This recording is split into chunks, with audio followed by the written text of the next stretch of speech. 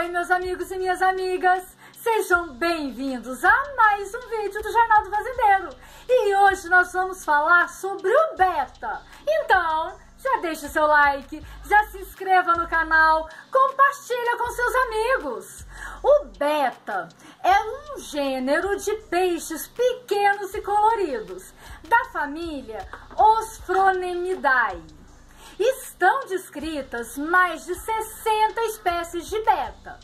A espécie tipo é Beta picta, o beta pintado, mas a espécie mais comum é o Beta splendens.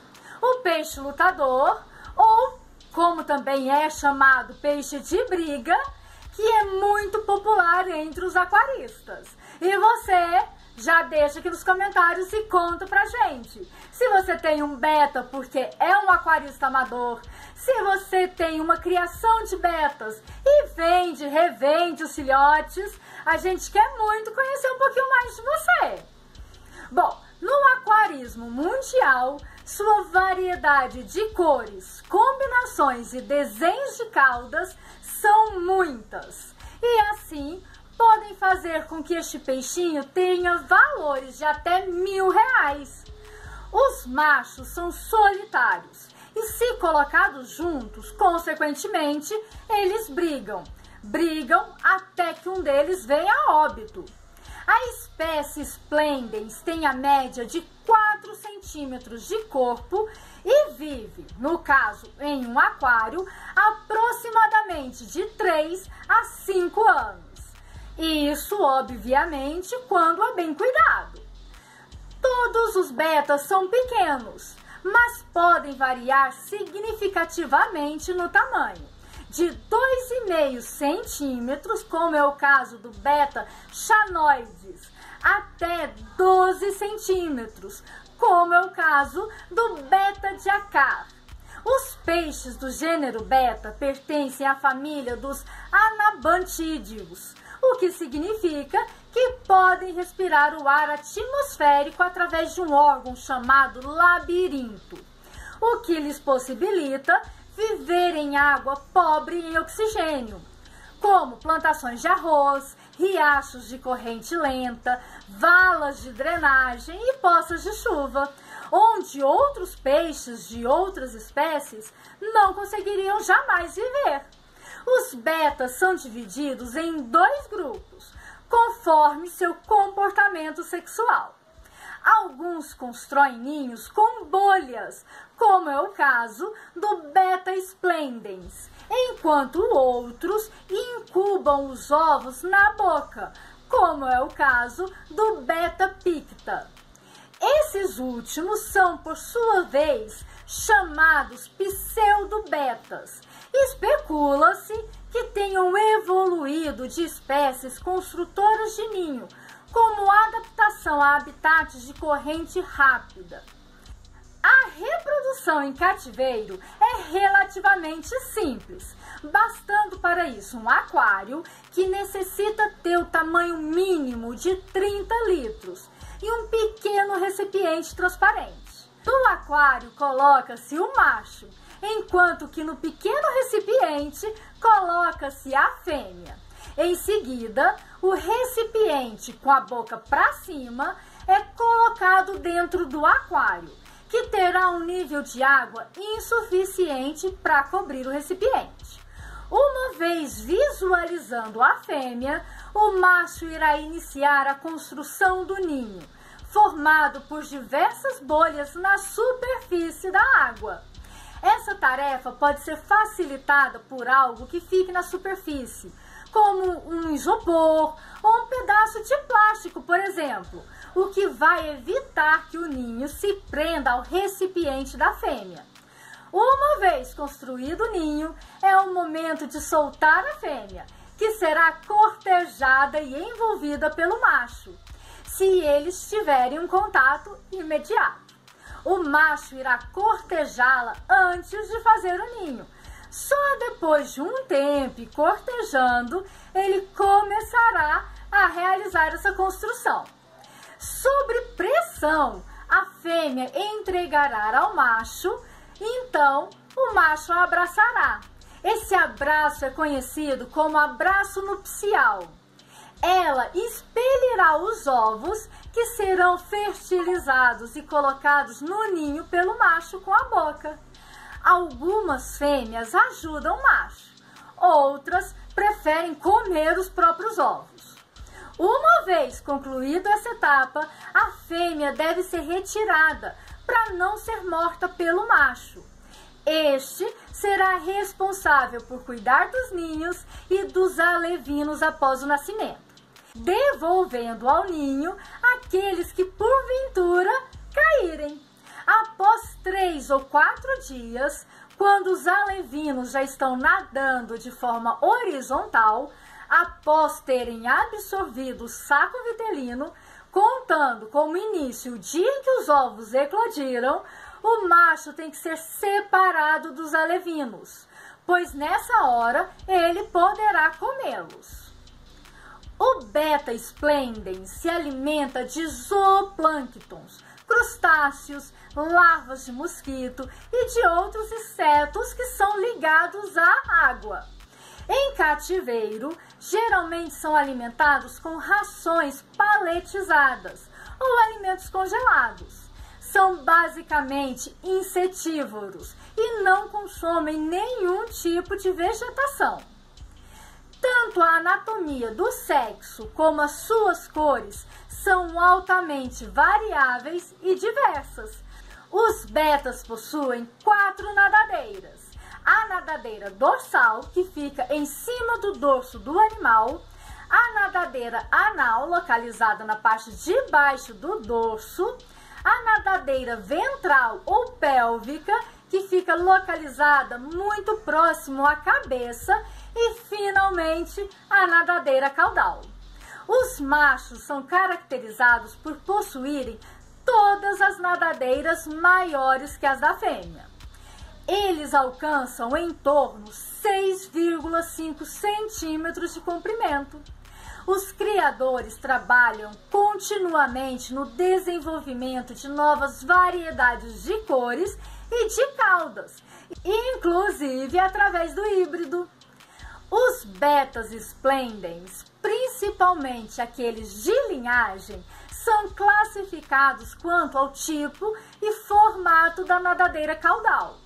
Dentre as diversas variedades dentro dessa classificação, podem ser citadas. Vamos lá. Dobletal, que é o que tem cauda dupla e possui a característica de possuir uma cauda dividida em 2 partes. É homogênea e existem tanto curtas como longas. Existem alguns casos com caudas de lados diferentes, tanto no tamanho, no comprimento, como na largura, sendo estes também considerados de cauda dupla. Outra espécie, outro tipo, é o veitei. É a variedade mais comum, que possui a cauda caracterizada por ser geralmente bastante longa e fina.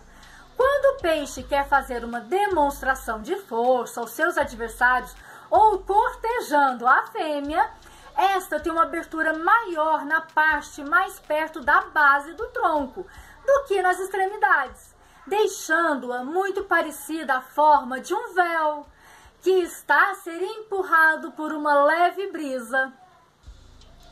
Outro tipo é o delta. Esta cauda é caracterizada por ter um tamanho bastante razoável e pela abertura em forma de leque, o que o diferencia da cauda de véu. E quando o macho faz alguma demonstração de força, esta tem um ângulo de abertura entre 30 até 100 graus de ângulo. Perdelta.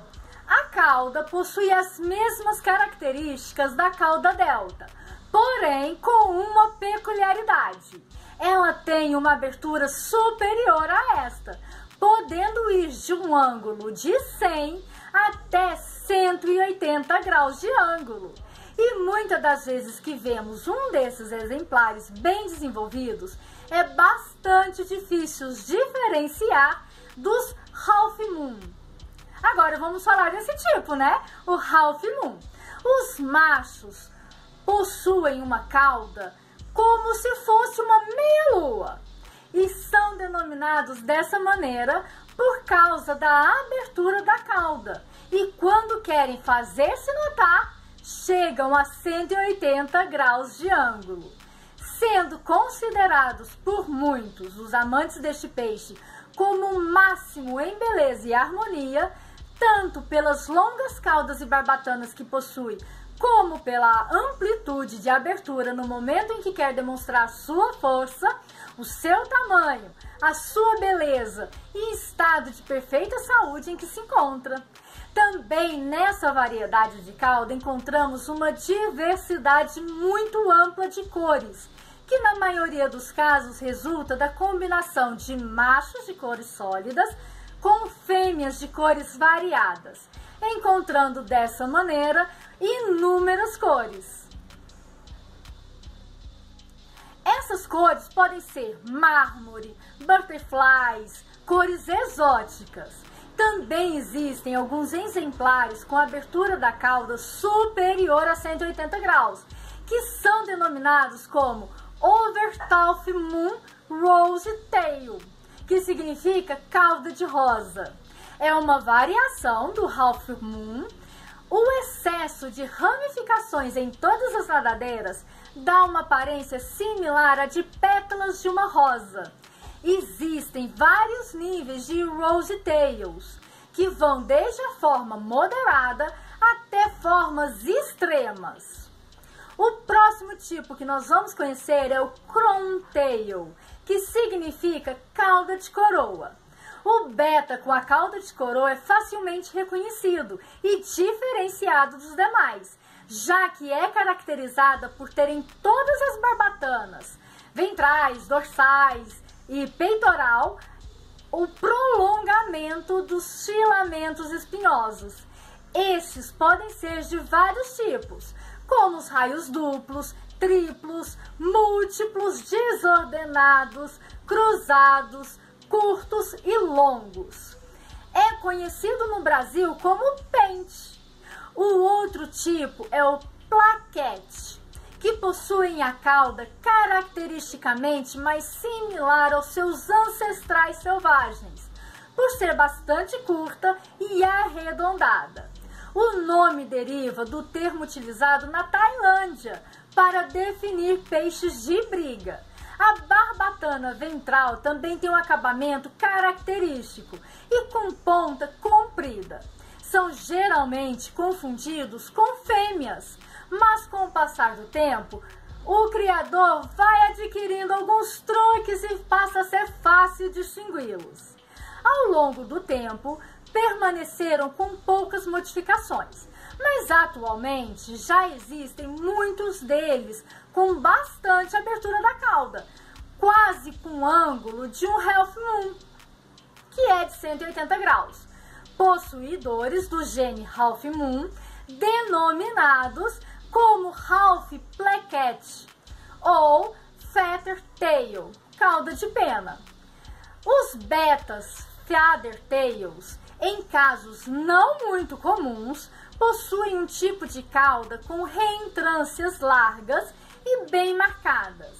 Essas reentrâncias lembram e muito as penas das aves, quando essas reentrâncias são suaves e bem demarcadas, o que acontece na maioria dos casos, trazendo uma harmonia exótica ao beta, e particularmente é o tipo de borda mais aceito e procurado pelos apaixonados pela espécie.